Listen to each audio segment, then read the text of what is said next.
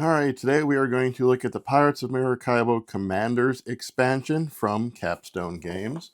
So the game itself is 1 to 4 minutes, 14 up, 30 minutes per player. After cruising the Caribbean in search for fame and treasure as a nameless privateer in Pirates of Maracaibo, a new challenge awaits you with the Commanders expansion. So this adds quite a few things, basically unique commanders.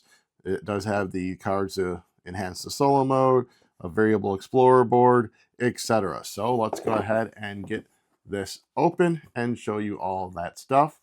And then there will be a time link down or timestamp down below where I will go over how all of this new stuff works. All right, so we'll pop this open. Let's go ahead and start off with the rule book. So it isn't going to be very big because it's just going to go over the changes. So you have your new components, the changes to setup, your commander boards gameplay, the special action scrolls, activation bonuses, rum and rum markets, cannons, forts, attacking a fort, the Gulf and Maracaibo, endgame scoring, and then here is your glossary of everything. And then the solo mode, basically the changes that happen to that. And then there is an auction setup variant where you basically are auctioning off the commanders you choose to play with. Speaking of the commanders, so we have these commander tiles. So you'll see they have the person, they have their name, then a scroll list is always active. Then these are action scrolls that happen when you do here. So this, when you put a rum here, this happens. When you put something here, this happens. And then if you have both of them filled, you can do that. But then on the other side of each one is more action scrolls that will happen. Again, I'll go over all that later. So each captain is double-sided. That has things happen on their other side. So here are all of those different commander, captains, heads of ship, however you want to put it. Alrighty, in this bag right here, we have a few different components. So these are your rum barrels.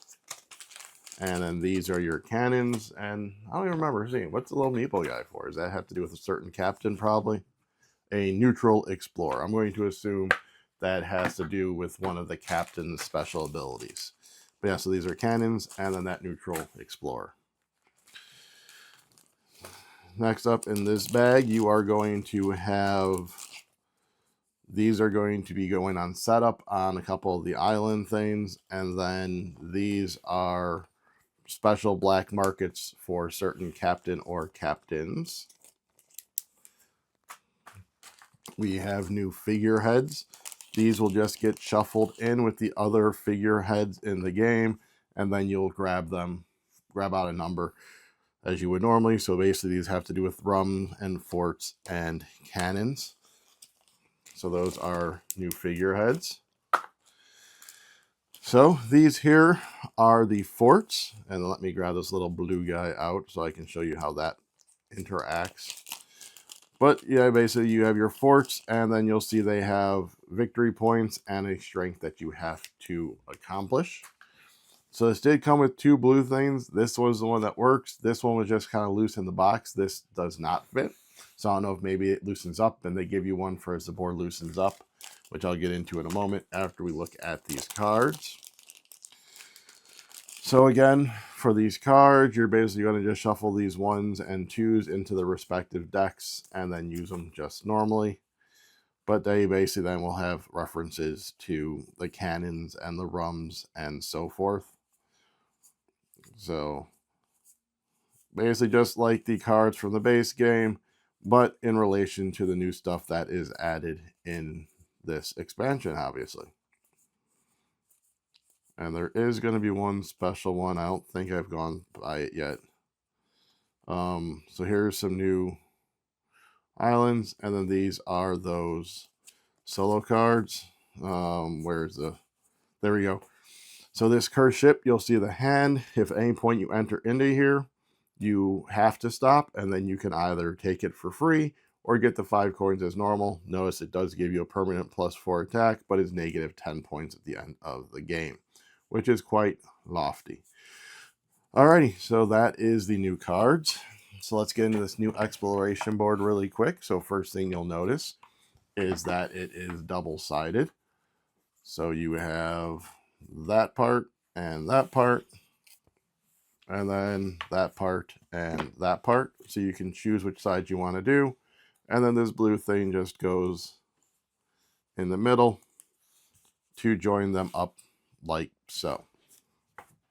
And as you can see, the other one doesn't quite fit. It is just slightly too big.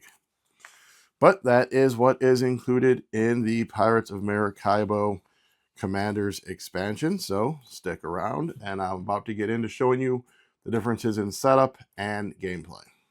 All right, so we're going to start with the setup changes. So the setup changes is instead of using this exploration board, which came with the game, you are going to use this two-part one. They have two different sides as you saw, so you choose which side you want to do.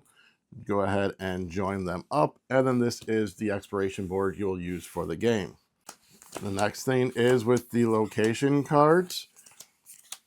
When you would normally be adding the treasure tokens, you are also going to be shuffling in the rum tokens, and you are going to be putting them on the various locations as well as the treasure tokens. In addition to that, on each of the location cards, you are going to be placing a fort underneath the action scroll. And then based on a player count, you'll be adding forts to the bottom of the Gulf as well. You are then also going to take all the level 2s and the level 1s, shuffling them into the respective decks of the game. You are also going to shuffle in the figureheads with the base game figureheads, grabbing out those. You are going to make a supply of the rum and the cannons next to the board, along with the other things you have in that display. Finally, you are going to randomly give each player 2 commanders. They are going to look at them. They are going to choose one to keep face up. They're going to flip the other one face down and have those buy the rest of their stuff. All right, so the first new thing they added is cannons. When you receive a cannon, you are simply going to take one and replace one of the gray markers on your board with the cannon. If you do not have any of the upgrade markers, you are not able to get a cannon. Cannons work or count just like markers, except they are going to be used in order to fight against forts. So cannons are used to fight forts, which is the next thing we're going to cover. So a fort will have a strength at the bottom and victory points up top. So your battle strength is going to be the number of cannons you have. So in this instance, I have 4. You are then going to take these 3 dice and you are going to roll them, and you are going to choose one of them to be the die you use to defeat the fort. The color will matter when we get into commanders, which I'll get into after this. But so say my roll is more like this. So you're going to add it up. So I'm at 4, I'm at 7, I am not quite at 8 yet. If your firepower isn't enough, you can go ahead and bribe the guards at that fort by spending either 5 doubloons or 3 victory points to reduce the fort strength by 1. You can do this multiple times to get down to where you need.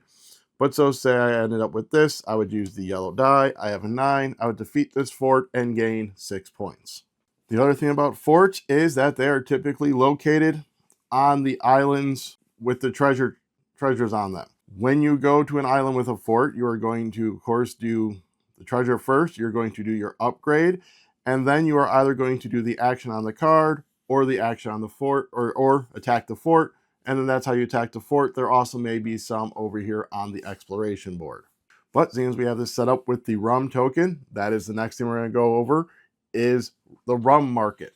So when you land on a location card that has the rum token on it, you can do one of the following 2 actions. You can buy the rum, which is going to cost you 3 doubloons, and you're going to go ahead and put it on your hideout track.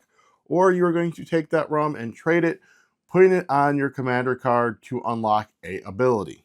So we'll use that now to segue into the commanders. So when you look at the commanders, you are going to have the 2 sides. You're going to have the always active ability right here, which in this instance does that. And then you'll see you have these various action scrolls on the different spots. So when you do the rum trade, you can go ahead and place it on one of the locations that depicts a rum barrel.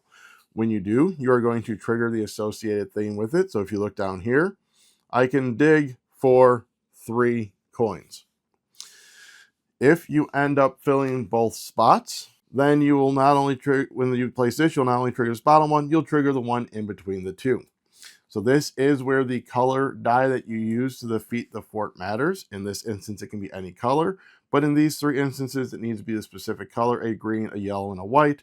So when I defeat this fort with the yellow die, I would go ahead and place it where my yellow icon is, triggering the bottom card. And again, if both of these are covered, you'd get the 5 doubloons, the dig option. If you get all 4 of these covered, you will be getting 10 points.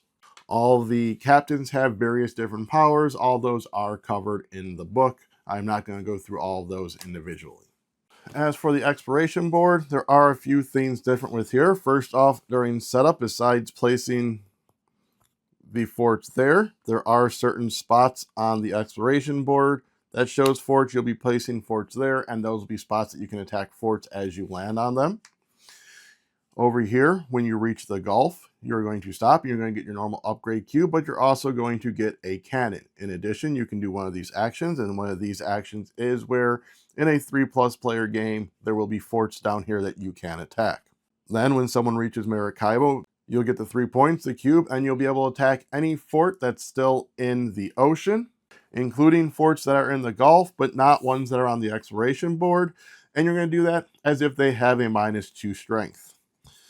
On the other side of the board, when you stop here, you'll get 5 points, a cube, and a cannon. So there's not the whole fort attacking on this side, but there is still the fort attacking down here, and you don't get a cannon up here at the stop anymore. So there you have it. That is what is different in this expansion and all the different parts of that. For the solo game, they do have 2 cards that you'll be adding to the decks, the A deck and the B deck. Outside of that, all the rules are the same. When you play, the only difference is obviously what these cards do. Alrighty, so hope you enjoyed. Hope you'll head down below and hit like, subscribe, comment, share, and ring that bell. That would be appreciated. In addition to that, we have a link down below for Miniature Market where you can go ahead and purchase games and have a portion of that sale come back to this channel. Alrighty, see you later.